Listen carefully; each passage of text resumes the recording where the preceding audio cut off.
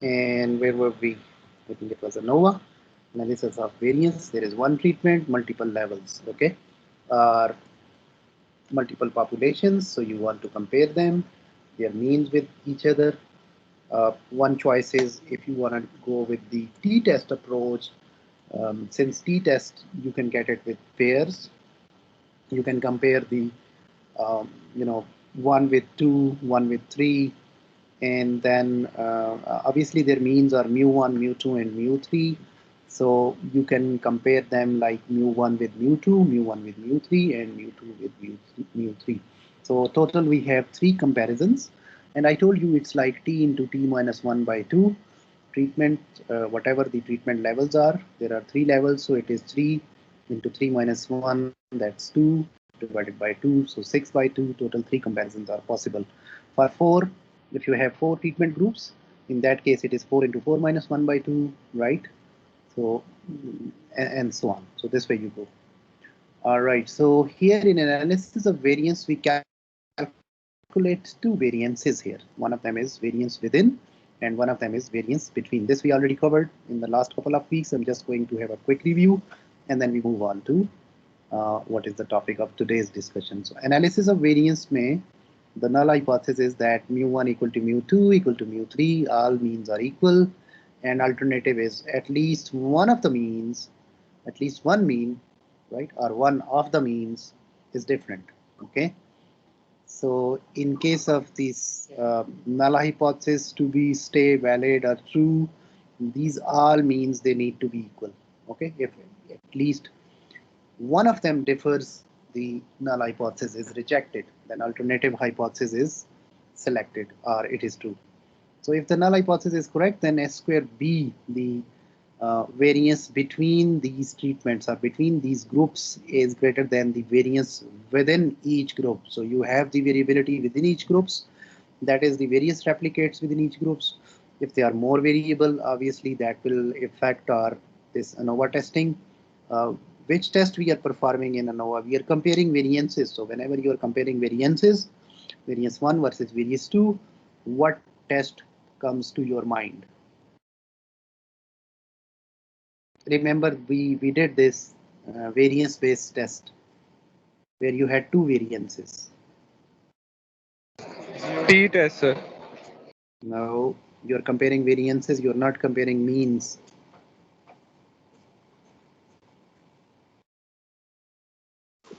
So chi-square. That was one sample test of variance. If you have one sample and you can say okay, its variance is greater than 20 or 30 or whatever, any number you give it. So that was the one sample test of variance, just like one sample t-test. Okay, so that was where you are using chi-squares. There is another one.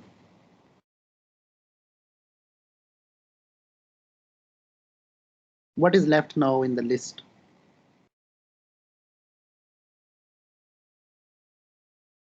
F distribution. Very nice. Distribution is F, but the test is called as F test. F test. Okay.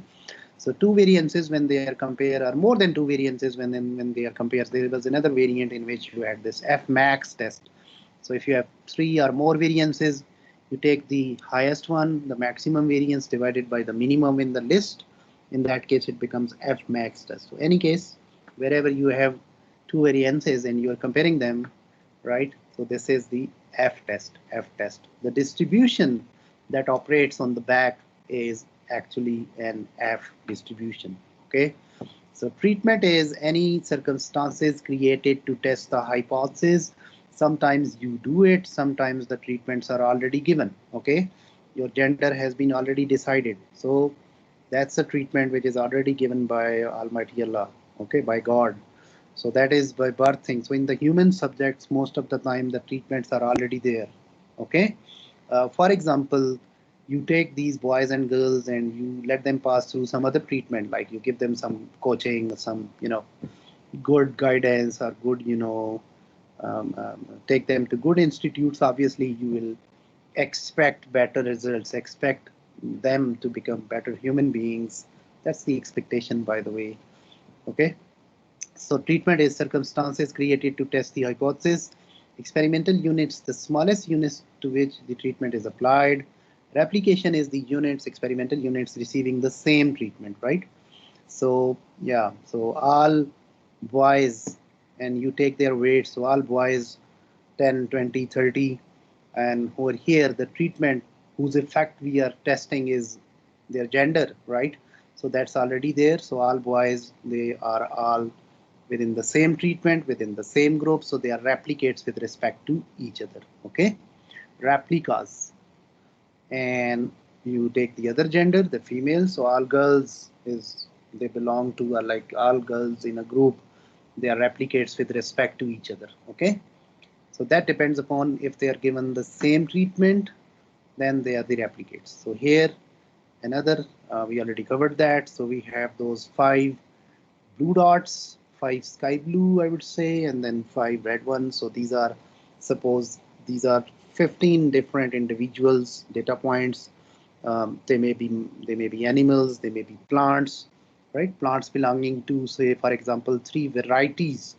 So 3 varieties, and we have 5 plants each of each variety. Okay, so what is the variety here in this example?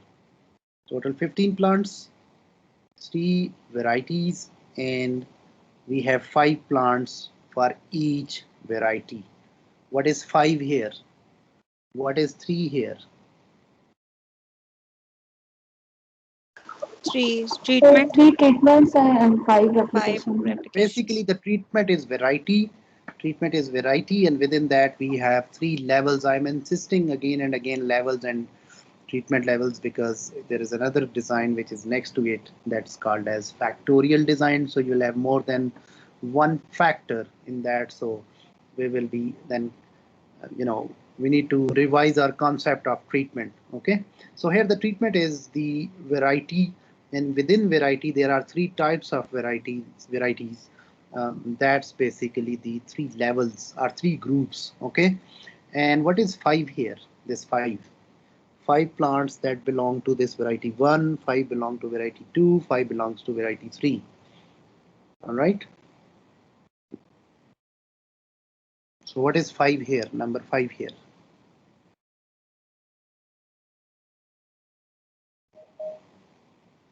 It's written up there. Come on, wake up. So all 5 plants belonging to the same variety are 5 replications. They are replicates with respect to each other. Be it 5 mice given some special diet. Okay, diet A, diet B, diet C. So what is the treatment here? What is the treatment here? I am given 3 different types of diets to 15 mice, where each plan is given to 5 of them. Okay, so 5 of them are given to plan A, diet plan A, 5 to diet plan 2, B, and 5 were given diet plan C. So what are the diet plans here?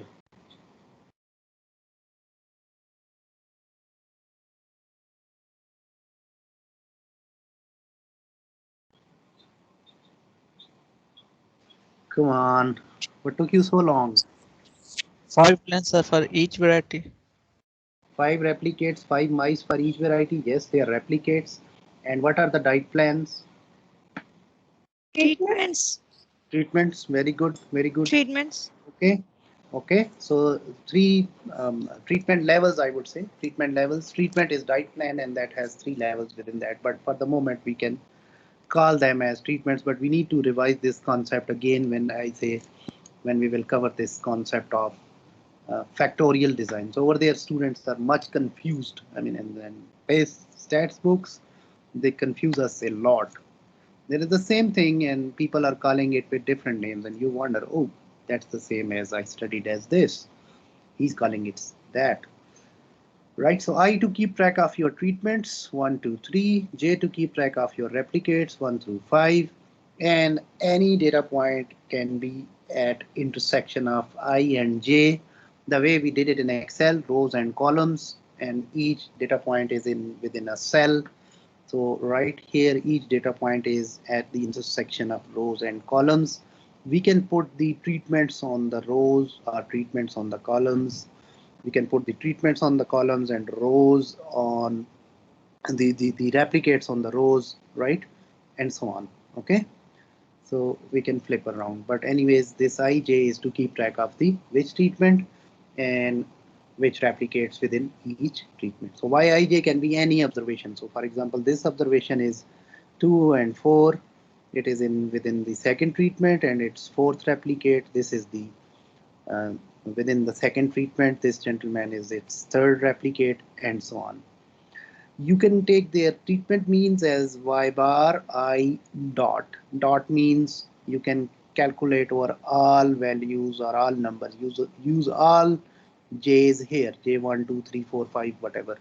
Okay, so that's why. Or see, you can see it like y bar and then I is equal to 1. If it is y bar 1, that means the treatment mean for first treatment level, and y bar 2 is for second, y bar 3 for third, right? So these are the treatment means. How many treatment means we will get it in this experiment?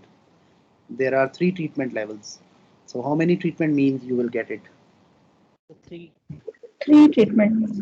Obviously 3, 1 for 1, 3. second and third, and we get 3 means, the treatment means. Okay, and these data points, they vary from their treatment mean as well as they vary from the there is a grand mean to it. So all 15 numbers you can get a grand mean for them.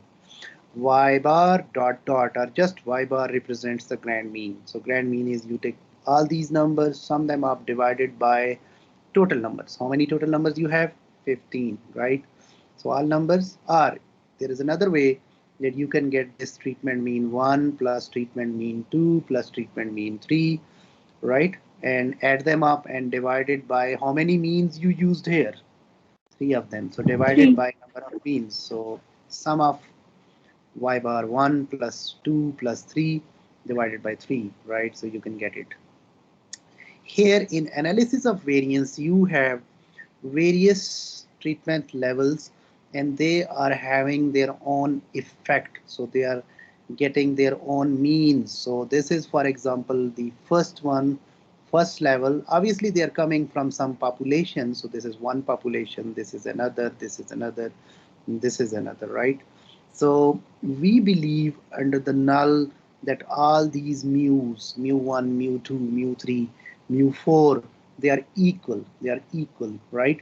And they all are coming from some grand mean, so you can get a grand mean for all of them, and then you can calculate their variation or their distance of these means to the grand mean. So that difference or distance or deviation of this mean to that grand mean is actually the treatment effect. Okay, tau 1, this is tau for population, T for samples, mu for populations, and y bar or x bar for samples. Parameters and statistics. Parameters and statistics. If something is representing the population, like mu is the population mean, so actually we are using the sample means, but our objective is to estimate the population means. So in that case, these letters which we actually use are the Greek letters. So Greek letters for populations related things, okay, like population mean or population treatment effect or population standard deviations, and English letters for samples. Okay, so here, since the inferences are all about populations, so I'm using the population symbol in all this discussion. Same way in the hypothesis, you will not use x bar 1, x bar 2, but you will use these symbols that are representing your populations, because the objective is the inference, statistical inference, like you are actually dealing with the samples, you are analyzing the samples, but your hypotheses are about the populations. Tau 2, second treatment and its effect, that ended up with mu2, and tau 3 that ended up with mu3, and tau 4 that ended up with mu4. Which amongst them you think like is different from rest of the groups?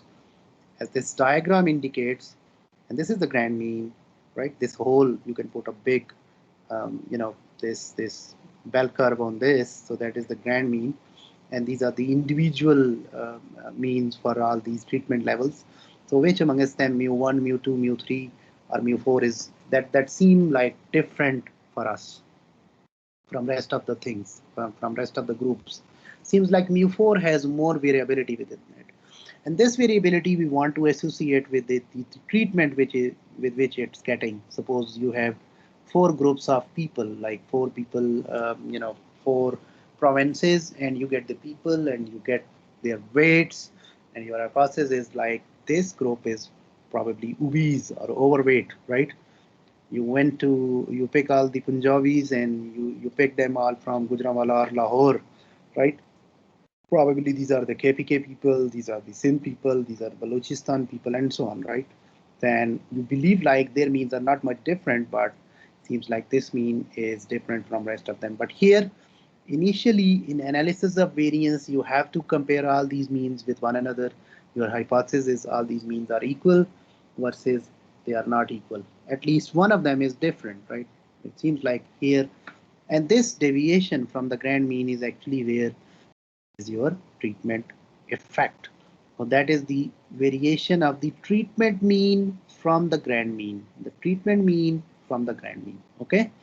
And then there is another variation within your data set that we'll talk about that later. It's the variation within the groups. So we want this variation between the groups to be higher if we want to prove that there is a significant treatment effect, right? We'll capture that. Let's talk about statistical models. So any observation is a product of the mean.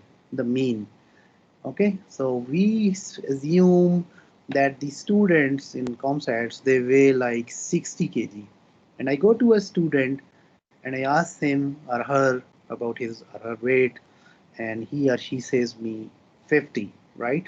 So my expectation was like he should be having the same mean as the population mean.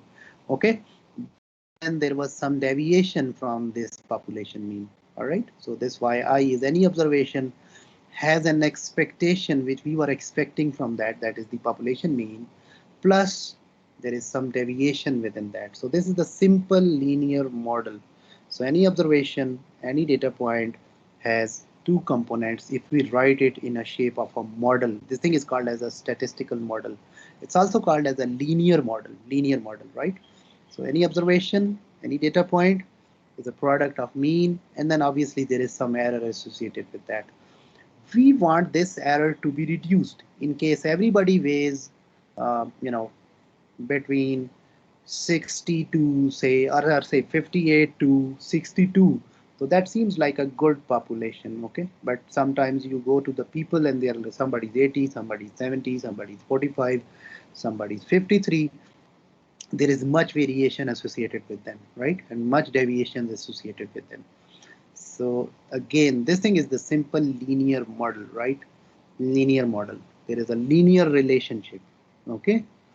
Observed number and expected number. And then there is some deviation that's associated with that, which we actually call it as error. In stats language, it's error, statistical error. Okay. There is another term which we will use it in the regression things that's called as residual. Residual means error. Okay. You do this filtration titrations in chemistry. If you did that, those PPT, and then there was some, what you call it as, what was that? The residue. What is residue?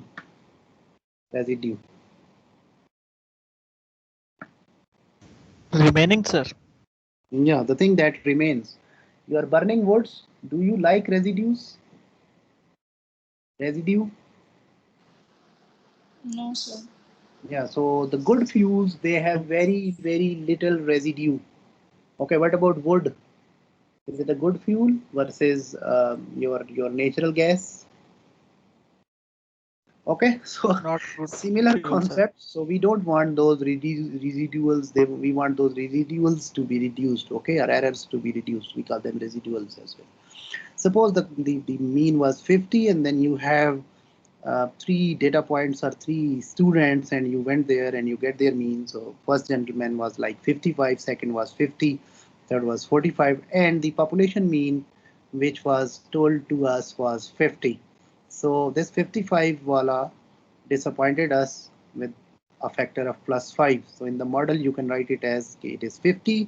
That was the population mean +5. This gentleman is 50 plus 0. This is 50 minus 5. These are their deviations, right? 5 and -5. These are their deviations. And some of the deviations is 0, but some of the squared deviations is not 0. So we take those deviations, we square them, and in the end, we get the sum of those square deviations. This term is important because we use it in ANOVA. It's called as sum of square deviations or sum of squares, SS. Average of these square deviations, right? Average of these square deviations or average or mean, we can call it. So mean of those square deviations, which we call it as SS or SSD, is actually the variance. So we can also call variance as mean square, right? This term will be used in ANOVA, mean square. So that's why you don't need to be confused, but actually it's nothing. It's the modern name for the variance. Okay, mean square. Experimental design refers to how participants are allocated to different conditions. We covered that, how experimental units are placed, how treatments are applied. You can put the treatments like this, or you can put them like this. Okay, here they are placed at random anywhere. So this is called as completely randomized design, CRD, completely randomized designs. Here we can see we are placing them in some order, in some blocks like these gentlemen and these ones and these ones. So here these are in different blocks. So this is different. This is called as randomized complete block design, RCBD. This is CRD, simple ANOVA, or simplest form of the experimental design is the CRD. For CRD, there is a different type of ANOVA. For RCBD, in ANOVA, we get more terms in it. In analysis of variance, we get more terms in RCBD, and obviously then there are the other experimental designs like LSD and so on. Okay, get that point? And then there is another one, the factorial design. Here you can get more than one factor in your analysis of variance table. So these terms then they complicate or they become more ugly. But we will cover only CRD, and we will cover only the linear model for that, and we will go into details. We'll do some anatomy of its in ANOVA, and once we do that, then we can obviously judge, or we can understand the rest of them, right? But simply they keep on adding the terms in the advanced designs. All right, so any experiment, no restrictions here. We did this activity last time. We had 3 treatments, A, B, and C, with their 5 replications. So total we get the 15 what we call cells, and we randomly placed those treatments anywhere, right? 5 A's and 5 B's and 5 C's. So you can randomly place them, except you should not exceed more than 5. There should be 5 A's in it, 5 B's in it, 5 C's in it. We did that last time. The advantage is that this design is easier, and you can have maximum number of error degrees of freedom. This will be clear when we talk about the advanced designs. So far you just skip that. Simplest design to analyze and can have equal number of samples or replicates per treatment without, can have unequal number of replicates. There is no issue with that. You can have 5 A's, 6 B's, and 7 C's, no issues. Here, disadvantage is that material should be homogeneous, and due to this, number one, the number of treatments and or replicates may be limited. Let me show you in a moment this thing again. If you look into, for example, there is a light bulb here, and you are given some light treatment, and these are your 15 plants. These two and these two are close to one another. So seem like these blue dots, 4 of them are very close to the light source, so they have them advantage. These 3 of those are at the back. So within this treatment level, the red ones, these 3 are at the back, so they might have a little bit disadvantage. So in this way, these materials or these data points, they need to be placed such that there should be less variability because of their placement, right? So this is a thing where you can ensure, like for example, here is the light source. and all three, right? So, and these all three are getting the same level, and all treatments are represented here, and all treatments are represented here in the second row and third row and fourth row and fifth row. So equally advantages or equally disadvantages to anyone. So for example, your treatment here is the light, for example, so they are close to that, or you are watering them, so there is a gradient for the water. So if you do it here, obviously some of them are close, some of them are far, so we need to get rid of this thing. That thing comes over here. These experimental materials should be homogeneous, right? Here they pretty seem like heterogeneous, and sometimes this thing is important. This thing is creating issues, so that's why we go for the advanced models. When we do randomization, we are actually removing the biasness. Okay, all right. Yeah, we covered that. This is the linear model for CRD. If you're doing it as a CRD, Yij observation has a mu plus tau. We believe like this tau or treatment effect is there. Okay, so we not only added the grand mean that we had in the previous linear model, we added another term in it in our linear model for ANOVA while we are following the CRD. Okay, completely randomized design. So here you have Yij is equal to mu plus tau. Tau means treatment effect plus E. E is your error or residual.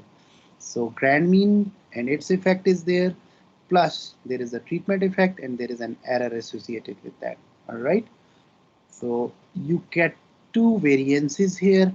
One is capturing this treatment effect. That is how, if you remember, we covered this thing here. And now probably why I'm repeating this thing again and again, that it will be more clearer, more better conceptualization. And obviously we'll do it in multiple sessions till you get some understanding. These things are hard to understand, not plain and straight like your t-test and z-test, but some more technical stuff is here. All right. So here is this treatment effect, right? So in the model, we are putting this tau thing in the linear model, right? So we are capturing that, but we want to reduce the error term, and error is within those replicates, if there is more variability within these replicates, so that is a negative thing. So that thing is your E or error term, which we actually want to reduce. All right. I'll skip that. So Yij was any observation, Y bar I dot was the treatment mean, and you can take on any data points, and this is their grand mean, Y bar dot dot or just Y bar. So any data point varies, or it has a variation or deviation from a grand mean, right? So this thing is Yij minus Y bar dot dot. That is the deviation from the grand mean. Since some of those deviations was zero, we actually square them. So sum of the square deviations, that is the total sum of squares. Total sum of square deviations actually, but we reduce the word to sum of square. For all treatments, I is equal to 1 up till t, and within each treatment for all replicates, j is equal to 1 up till n into j. How many? What is the maximum number of j's there? So that was 5. So you do it for all 15 data points. What do you do? Yij minus Y bar dot dot. What Yij represents? Each data point, its value. Suppose these are the weights of these 15 individuals. So weights of all individuals one by one minus the grand mean or average weight. Okay, average weight for all those 15 data points. These are the deviations. Since some of the deviations were zero, we actually square these deviations, and then in the end we get the sum of these square deviations or sum of squares. That is your total variation within your data set. Total variation within your experiment. So it is the total sum of square, TSS.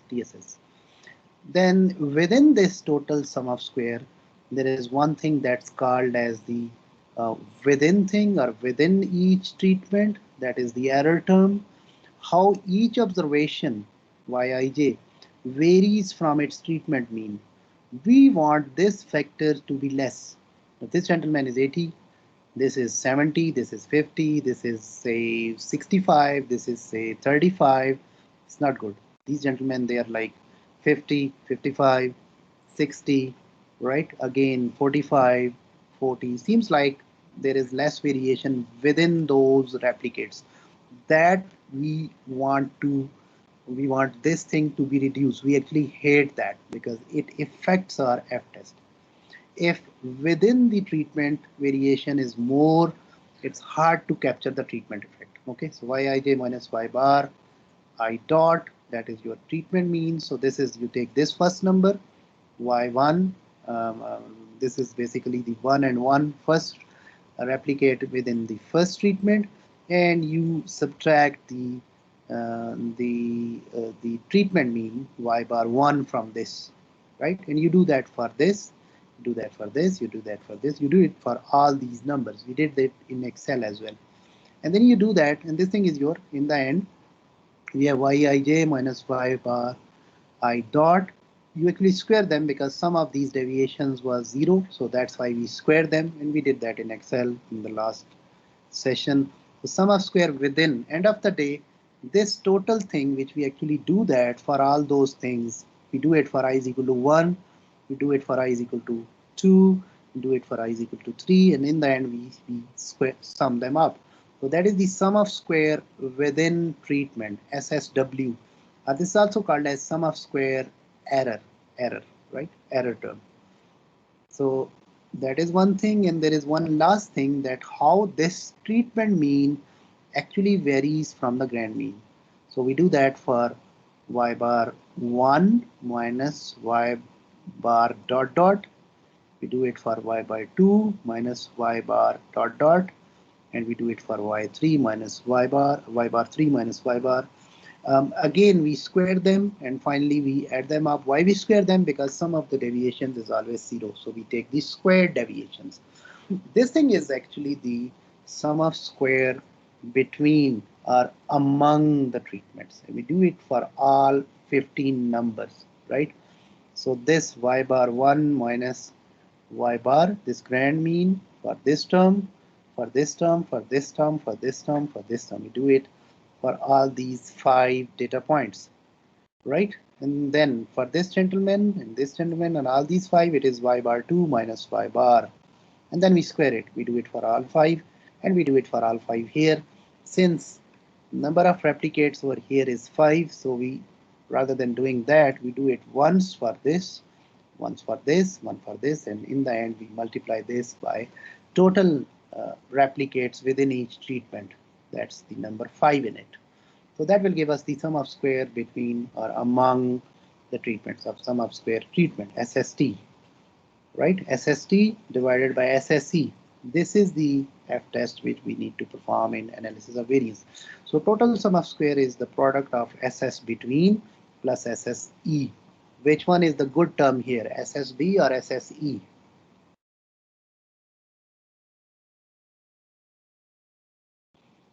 Which one is bad? SSB, sir. Yeah, SSB is good thing or bad thing? Bad, sir. B does not mean bad. Let me put T.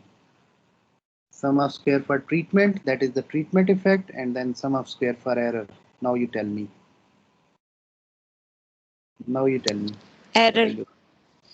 Error term is bad. Okay. So you need to capture the treatment. So we do SST and SSE. By the way, this is the sum of square so far. It's not mean square yet. For that, you take sum of square divided by its respective degrees of freedom. In that case, it becomes your mean square. So mean square for treatment and mean square for error, right? So in the end, the analysis test is mean square for treatment divided by mean square for error. That is SST by its degrees of freedom and SSE by its degrees of divided by its degrees of freedom. That's the whole thing which we actually do that. Finally, we throw this statistical test, MSB divided by MSW within our error is the same thing. Okay, so S square B divided by S square W, that's final. And this is how we get our ANOVA test. Again, the hypothesis testing is similar. Formulate the hypothesis that one of the means is different versus all means are equal. You set up the sample size and replicates kitni leni hai within each treatment. You decide the significance level. Mostly we use 0.05, alpha 0.05. You determine the test, which test to use, since here we have more than 2 means. So initially we will perform ANOVA, analysis of variance. And once the ANOVA results are significant, then we can do those pairwise comparisons. But ANOVA will give you a generalized answer to a very, very generic or generalized question that at least one of the means is different. Okay.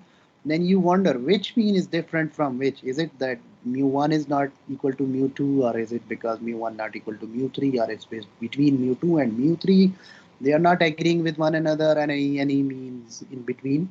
All right. That's you do that later, but first ANOVA gives you an answer to a very, very generalized question that at least one of the means is different. Okay. All right. So then you do this F calculated, MS treatment divided by MS for error, and so on. Determine the rejection region, critical region.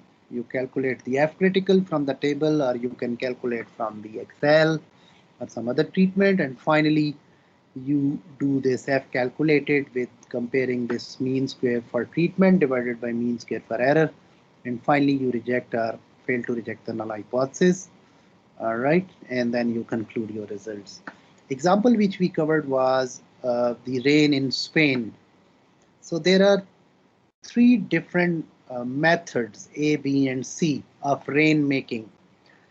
See, whenever you get these data, you should look into how you have placed this data into your tables, or what is given to you. This format is the wider format.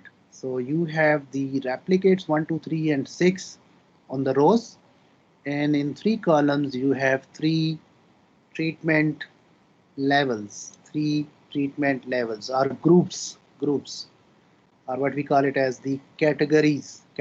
So basically, this treatment over here, what was the treatment here in this experiment? A, B, and C, sir. What are ABC? Sir, treatments. What is the treatment here? So rain. Again, we want to know if there is any difference in 3 methods ABC of rainmaking. What is methods of rainmaking here?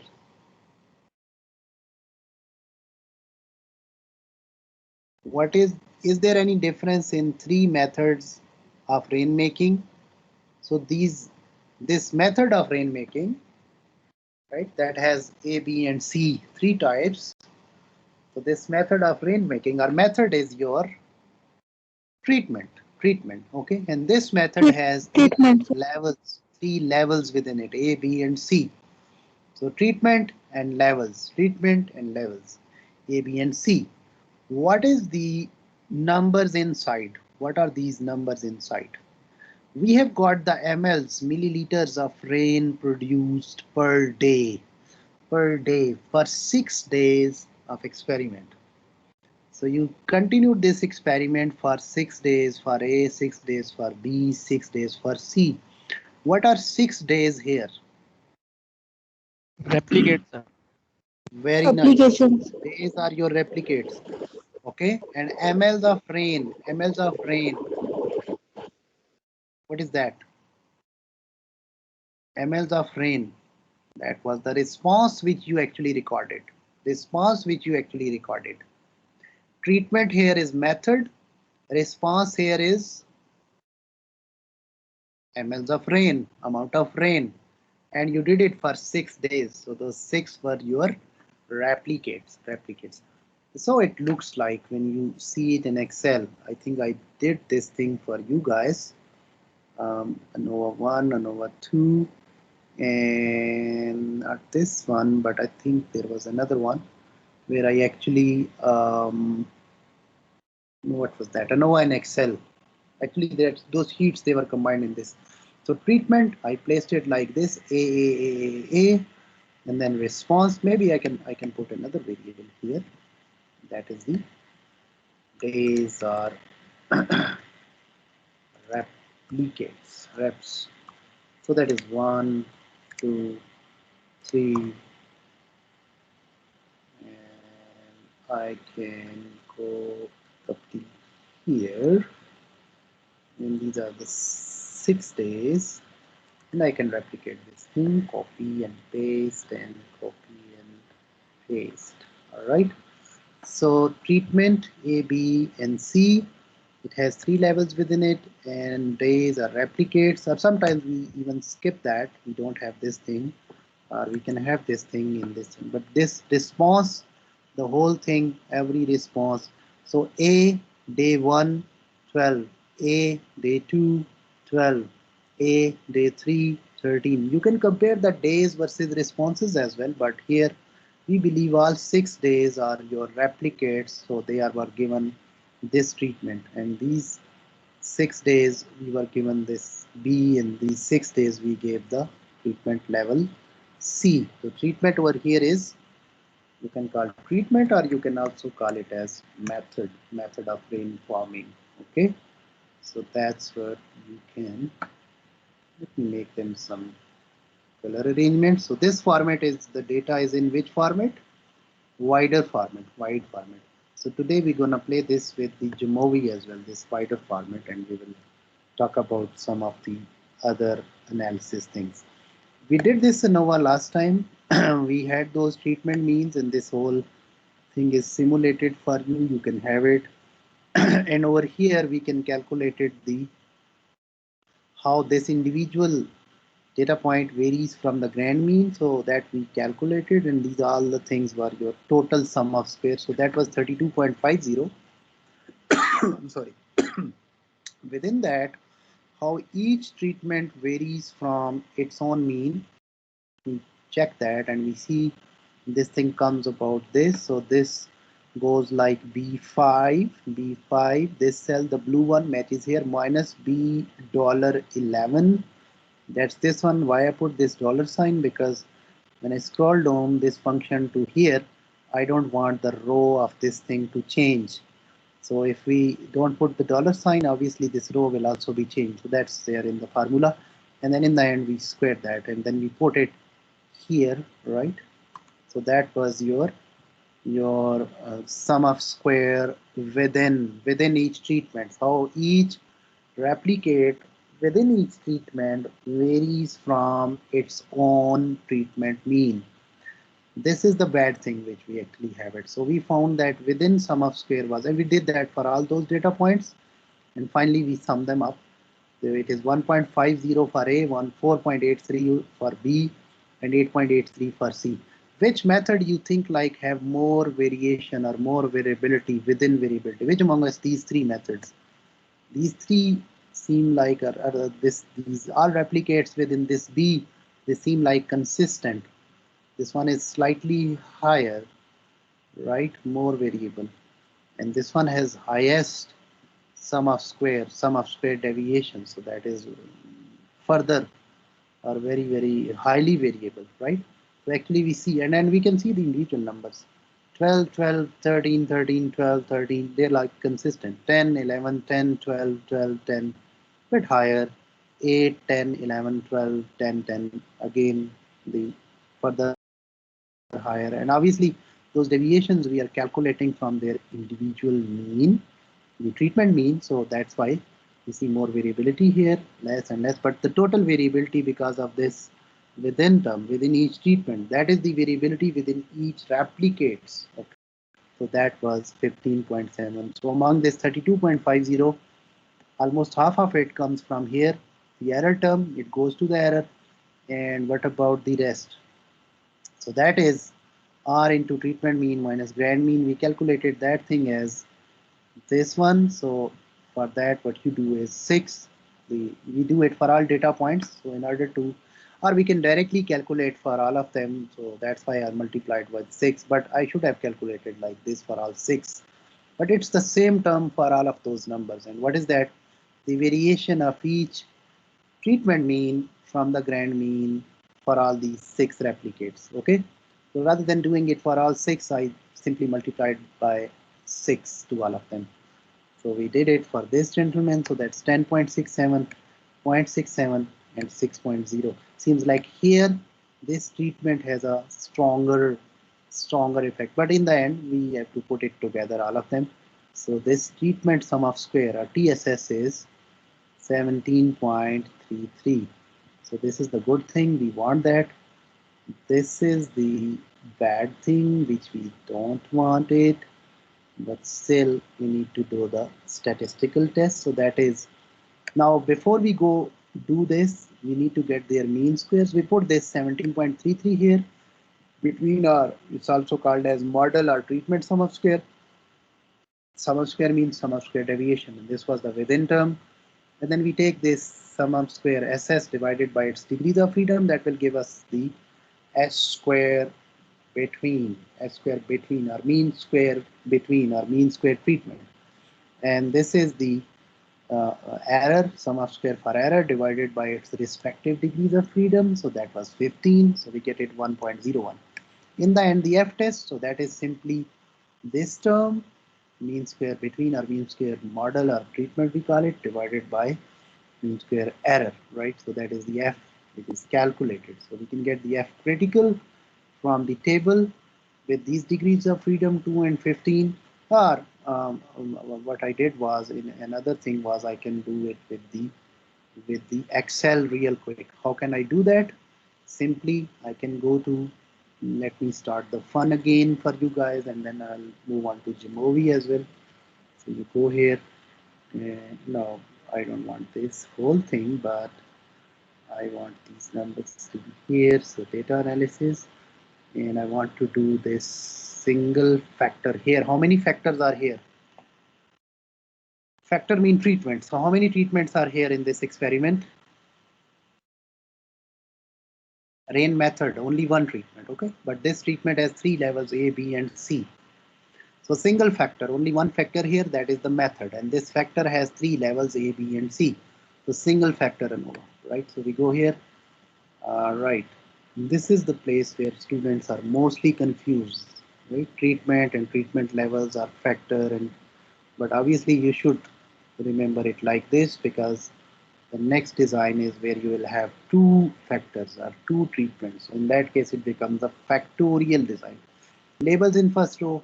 Output mein I can simply throw it here. Let me check this thing first. Let me go here and let's put it. चलें यहाँ डाल देते हैं इसको here. And now make sure that no cell is occupied beneath, because if some cell has the data in that will be gone. So you can get A that has count, total replicates are 6, B has 6, C has 6. A was your method. So 3 groups, 3 levels of this rain method, right? And sum for these numbers was 75 divided by 6, so 12.5 average hai. You get the average and variance, mean and variance, and you get the ANOVA table here that you can read it like this. And this ANOVA is just like your, what do you call this thing, the linear model. So this is your linear model here that is shown here. So within that, within group, sum of square is 17.33, degrees of freedom is equal to 2, mean square is 8.6, F is equal to 8.57, right? Okay. Suppose these things are not given, you are only given this much data, How you can proceed? So you know that mean square for this is sum of square, that is the sum of square deviation divided by its degrees of freedom. You can do that real quick, this divided by this. Right? Sometimes I give the questions like this as well. So you are given, for example, half of this ANOVA table, and then you can compute rest of it like this, right? And F is actually this is, now this thing is mean square between our sigma square B divided by this sigma square E error term, right? So 8.15517 or whatever. And this is, you can get the from the Excel table, or you can see this from the Excel as well, or you can see it from the F table. How can you get it? This F critical from the F table, if you remember. What was that? F dot uh, inverse at 0.05 Your degrees of freedom for numerator is 2, and your degrees of freedom for denominator is 15. What should be the critical value of S, of F? So it tells us that it is 0.0514. What you get is 8.517. So here it's, no, sorry. So that was the F dot distribution. For that, you can get this F value, and that will give you, it will return you its P value, numerator divided by denominator, so that you can get the P value from here. So that's 0.003 something. F critical. What's wrong with it? So this one is F dot क्या था यार? Inverse probability in degrees of freedom. No, if you are given this probability, you can calculate the F critical, no? 0. Sorry, 0.95, I believe, 0.95. Degrees of freedom 2 and 15. That's where, yeah, 3.862. I'm sorry, I was looking for the left tail actually in this. So that is the critical. And what was your calculated? Calculated was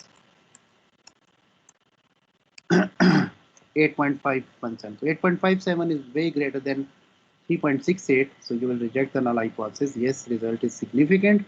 And 3 treatment methods, they are different from each other. That's what we do that this ANOVA in Excel. And let me go to Jamovi real quick. And let's have some fun in Jamovi. And for Jamovi, you want the data to be in which format? This, not in this format, but in long format, like this, okay? So yeah, maybe I can get rid of this thing for now, delete, and I can simply copy paste, or I can save this file as file, save as .csv, because when you go to Jamovi, it will pick your first sheet only. In Excel, the files are saved with the format, we call it as XLX format. So there you will have more sheets in it. So he says the workbook cannot be saved in any of the selected file format because it contains multiple sheets. To save the entire sheets, entire workbook, click cancel, then save the workbook in another format. To keep the selected format and save only the active sheet which we are seeing, that's what we want. So we press OK.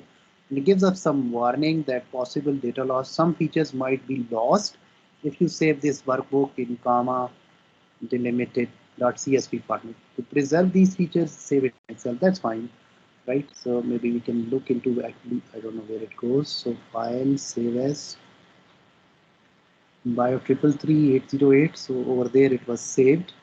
So I can go to bio 333 and 808, and let me have this real quick. The file is saved here.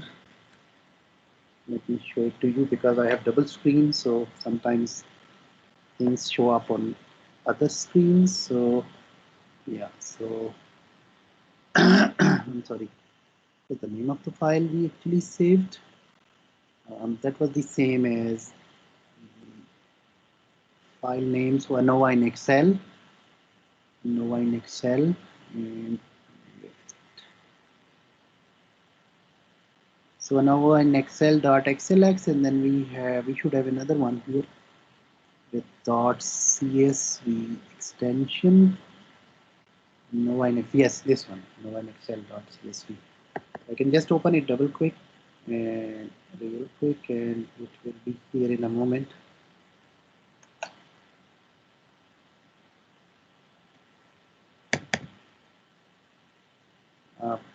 Actually, it was open, so let me close that so that it should open that file only. Right. Yeah. So it's here, but obviously those colors and those highlighters, those things are gone. So that's a black and white easy file which has a less size, and Jamovi loves that. You can go to Jamovi and we can get this file over there. Or there is another thing is like maybe we can go here and copy these things like this and paste it in Jamovi.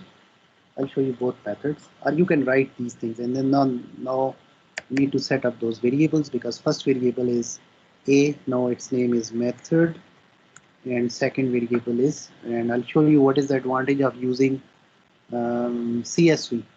I'll show you in a moment. So nominal है that has names in it, yes, we are fine. And then there is response, so that is, it says nominal, now its name is response, and it's nominal, no it's not nominal, but it is continuous. Okay, all right, and we want to get rid of this thing over here, so we can simply delete the row. All right, and we can get rid of this column as well, delete the variable, the whole column. So now we are just fine. So now we can start the fun. Second way is which you just you can import your CSV file. So that was there in this folder, now an excel.csv. If I do now an excel.xls, so it will go to that XLS file and it will open up only its first of the files, right? So yeah, it gave me the first one, or maybe it gave me the one that was opened at that time, the active sheet. Okay, better you should go to here, import, and get the thing as your CSV file. Make sure the sheet which you are interested, so only one sheet is there, and this CSV, what was the name? The CSV was Nova in Excel.csv. So we open up here, method response, I don't know. Okay. This is the one, Nova in Excel. That's fine, and it does not have any other thing, so yeah. We close that, go to Jamovi again. You can open this file, not this one, the data science, but by 333808, and within that it was the Nova in Excel .csv. Yeah, finally it's here. So you see it automatically put the method as the label, and it automatically and define the data type also, that is the nominal. That's fine, but we can double check on that. And then this is the continuous, and decimal means maybe if there is some decimal point, it can get it over there for you, right? So yeah, so we are all set. So this is the response variable. The response ki bajaye we can call it as the amount of rain, or rain, right? Rain, amount of rain.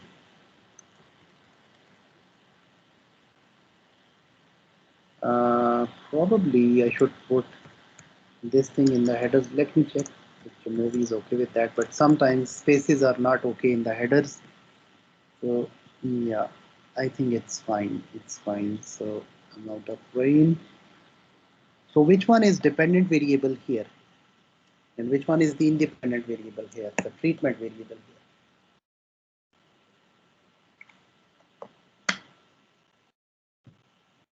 Anyone? So what depends on what here?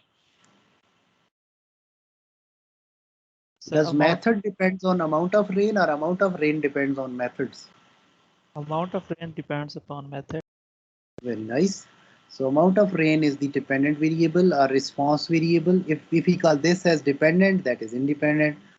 Better we call it as response. If this is response, then this is the treatment. So treatment variable over here is method. And within this method or treatment method, we have how many levels? A, B, and C. How many groups? A, B, and C. So factor here under consideration is method. Is it a single factor design or two factors here?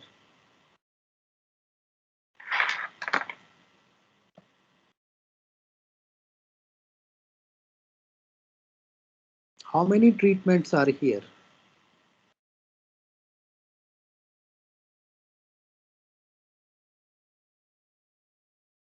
3, sir. So 3. Again, you guys are missing. These are 3 levels of the same treatment. So it's one treatment, one factor or one treatment here. Okay, so single factor ANOVA. Again and again, I am insisting there's only one treatment, that is the rain method or method of farming rain. Maybe they hire some aeroplanes and then they go up the clouds and they spray something on the clouds and then they get the rain and they record that. That's what they do it for 6 consecutive days for A and for B and for C. Okay, so there is Yes, only sir. one treatment or one factor here. That is the method of rain farming, or method we call it in simple. And that has 3 groups or 3 treatment levels, right? So for example, your class data where you have which class you belong, MS, BS and PhD, and which gender you belong, male and female. So we have the boys of MS, boys of BS and PhD, 3 levels.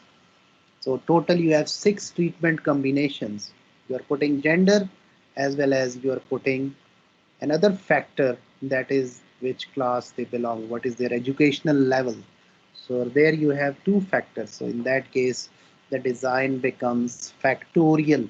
Okay, that is the next design, but so far this is enough. So ANOVA, so we can do which ANOVA, anyone?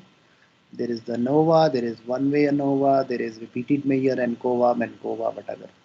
So which one we should go? One way, so single Yeah, factor. before we do that, maybe we can do some good idea to have some descriptive analysis of this data set. So method is the variable. We can put it here and it is split by amount of rain. Am I right?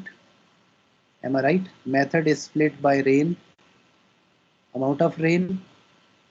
So dependent variable goes here.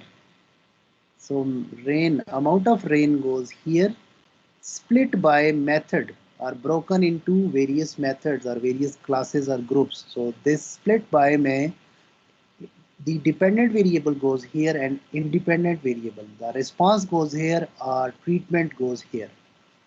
Okay, response or dependent variable goes here and independent or treatment variable goes here, split by methods. So rain split by method. You can get the statistics, you can get n total replicates, you can get missing values. I don't want that. I want the mean and the median and standard deviation and minimum and maximum. Probably I don't want the minimum and maximum.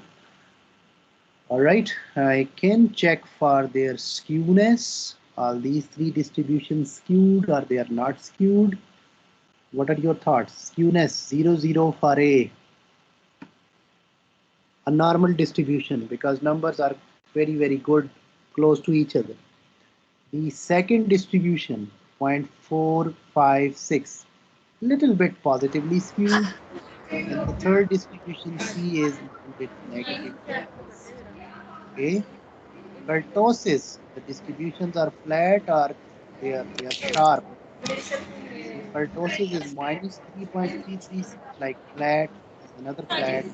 This seems like sharp distribution. And we can also go for, बेटा switch off कर दें, मेहमान इनका mic switch off कर दें, Shapiro-Wilk test to test for their normality. A seems like normal or not normal. The p-value is less than 0.05. For Shapiro-Wilk test, you can do to test for the normality, where the null hypothesis is that the data is normal. Alternative is that data is not normal. What do you see in here? A p-value less than 0.05. Probability of seeing this W, Shapiro-Wilk test calculates a test statistics W. Like in t-test, you calculate the t calculated. In f-test, you calculated the f calculated. They are called as test statistics. F and t and z and chi-square, these are your test statistics. So here the test statistics is W, Shapiro-Wilk, W, probably W for Wilk. So probability of seeing this W, this much W is 0.004, 0.4%, 0.4%. very, very rare, and still we are seeing that. So that means this number is significant. Okay, so the data is not normal. The null hypothesis for Shapiro-Wilk test is that data is normal. Alternative is that data is not normal. And you reject the null hypothesis if your p-value, which is given here, is less than alpha 0.05. It is far less than alpha. This is also not normal, by the way, 0.035. And this is 0.514. So C is bit normal. C is bit normal, right? So anyways, you can also get the QQ plot to see whether they are normal or not. So that's what you're gonna do right here. Amount of rain, and you can get their QQ plot, and you can get it for all methods. Data points should be on straight line, which are they are off. In C, they seem like close to a straight line. So that seems like normal. They seem like a little bit off, but still close. They were more weird or more off, so they are far off. So for sure, this is not normal. This is close to normal, and this is normal, right? Anyways, so that's what we do.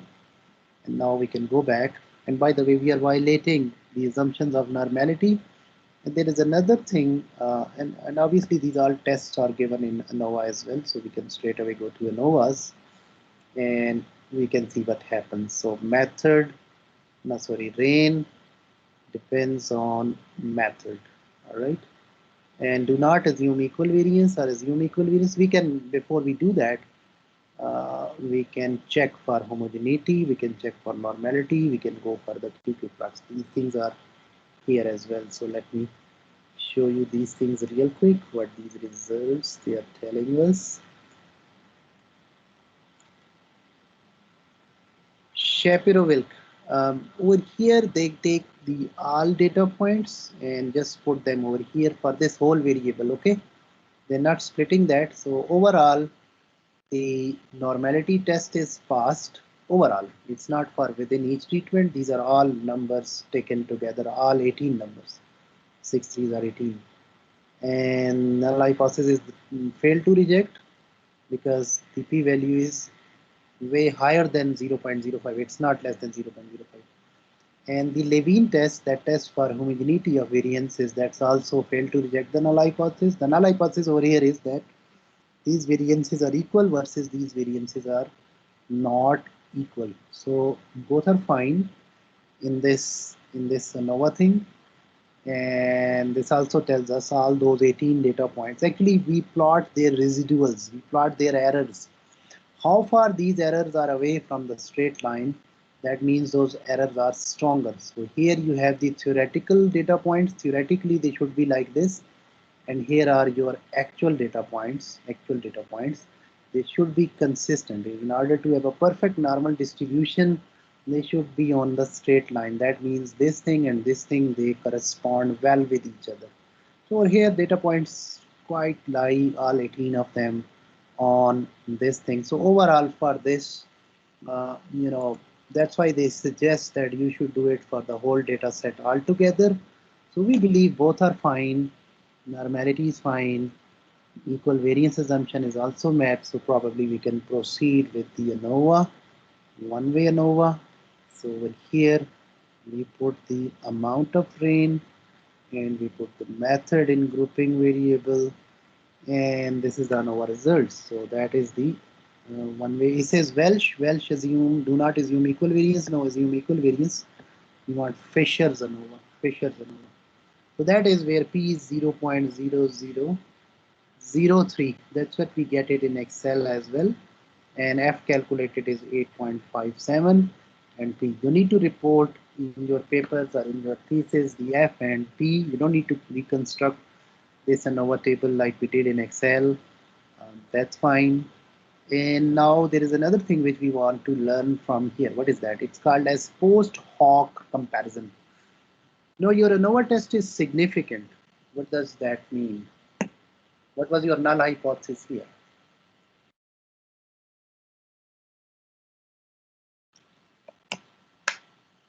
All means are equal. Alternative was no, at least one of the means is different. Okay. So now your ANOVA result is significant. So that means at least one of the means is different. At most, all three may differ from each other, but now we are interested in which differs from what. Okay, so in order to do that, we can go with this, what we call it as the post hoc test. Post hoc matlab you already did ANOVA, no post ANOVA test. Okay, so they use the word post hoc test. So there is one called as Games-Howell. If you have unequal variances, if you have equal variances, Jamovi provides two keys. In the text we had Fisher LSD. Here Fisher LSD is not there. There is another similar to that. It's called Tukey. So in Tukey you can get the mean difference or you can get the significance. You can also get their T, and you can get their degrees of freedom, and you can flag the significant comparisons if you want to get more. So here A goes with A. Obviously comparison does not make sense. A goes with B. Your difference between these two means is 1.67. Is it so? The first mean was, if we remember, 12.5 minus 10.5, 10.8. So that is the difference, 1.67. T calculated is 2.87. Degrees of freedom for this is 15. All right, and P value over here is 0.030. So significant. So A and B, they differ from each other. A differs from B. Here A and C. So 2.33, that's the mean difference in terms of the actual numbers. T calculated is 4.02. Degrees of freedom is 15. Again, this degrees of freedom is, remember, the error degrees of freedom, mean square for error. That degrees of freedom are written. How we calculate that, we will cover that in theory part next time probably. So that is 0.003 again. This is 0.03. This is further sharp difference, 0.003. 0.3%. This is 3%, but up to 5% is significant, right? So chance of seeing this result is 0.003. In terms of probability scale, it is 0 to 1, between 0 to 1. In terms of percentage, you simply multiply this thing with 100, so that is 0.3%, even less than 1%. So significant, highly significant. You see two sterics over here. So A is also different from C. So it's actually A that is different from B, and it's actually A that differs from C. What about B and C? What about B and C? 0.667, that was the difference between these two. T calculated 1.15, degrees of freedom 15, P value is 0.5. No steric here. What does that mean? The P value is 0.5, whereas the level was 0.05. So 50%. Probability of seeing this number is 50%, not that weird, that's common. So this result is non-significant. B and C do not differ much from each other. Actually, it's the A that is different from B, and the A is different from C.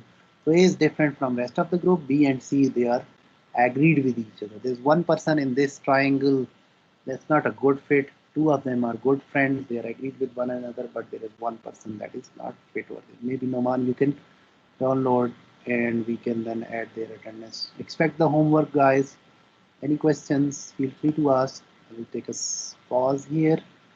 We stop recording, and then, but in between, you may ask if you have any questions. Go ahead.